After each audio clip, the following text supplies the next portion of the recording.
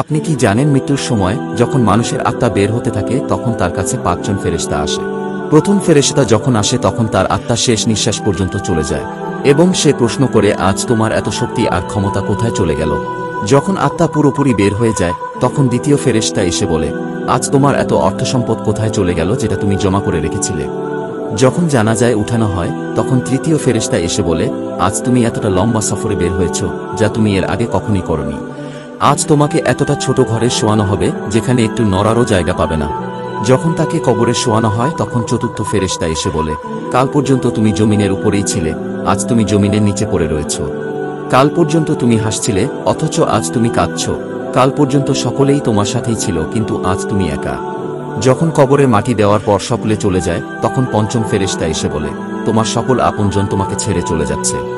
আজকে হয়তোবা তুমি জান্নাতের সুসংবাদ পাবে, নয়তো কবরের আযাব। আল্লাহু আকবার।